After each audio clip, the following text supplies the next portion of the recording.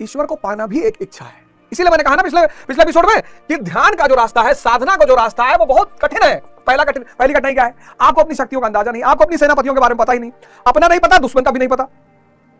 और दूसरी बात, अकारण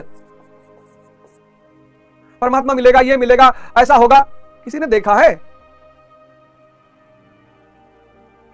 साधना, ध्यान का जो मार्ग है वो बड़ा दुर्गम मार्ग है। दुर्गम इसलिए है क्योंकि उस पार का पता नहीं। एक तो जिस रास्ते में चलना है उसका दूसरा छोर पता नहीं। दृढ़ मन को दृढ़ता प्रदान करना है, भाव को स्वच्छ करना है, अनुरागी होना है, बाहर से भाग कर निरंतर अंदर की तरफ आना है। खाना बनाते हुए सुमिरन, चलते हुए सुमिरन, जब याद आ जाए तब भजन। और तब गुरु महाराज कहते हैं कि कामनाओं से रहित मन, कोई इच्छा नहीं।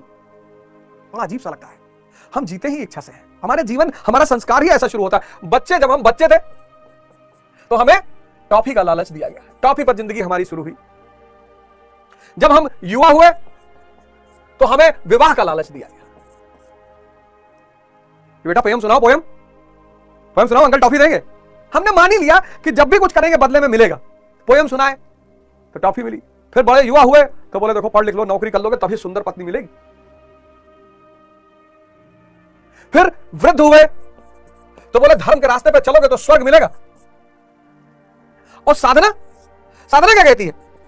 ध्यान क्या कहता है? अरे कहता कुछ इच्छा ही छोड़ दो। पूरा जीवन जिया व्यक्ति इच्छा पे, और यहां यह रास्ता कह रहा है कि इच्छा ही छोड़ दो, कामना ही छोड़ दो। आप सोच के देखो कितना चुनौतीपूर्ण रास्ता यह है कि जिस व्यक्ति का जीवन 52 साल का जीवन सिर्फ इसमें बीता कि ये करेंगे तो ये मिलेगा, एक्स करेंगे वाई मिलेगा, ए करेंगे बी मिलेगा, और अब कहा जा रहा है कि ऐसे ही भजन करो, बैठे रहो, ऐसे ही बैठेगा मन। गुरु महाराज क्या कह रहे हैं कि कामनाओं से रहित मन, जो कामनाओं से रहित आत्मा में स्थिर आत्म स्वरूप है, उसका कभी पतन नहीं होता। वह ब्रह्म के साथ एक हो जाता है। इच्छा खत्म, भ्रम खत्म, पर्दा गिरा।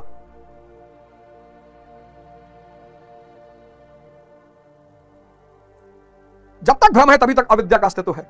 भ्रम, अविद्या, अज्ञान, माया, ये सब एक दूसरे से जुड़े हुए हैं, सब।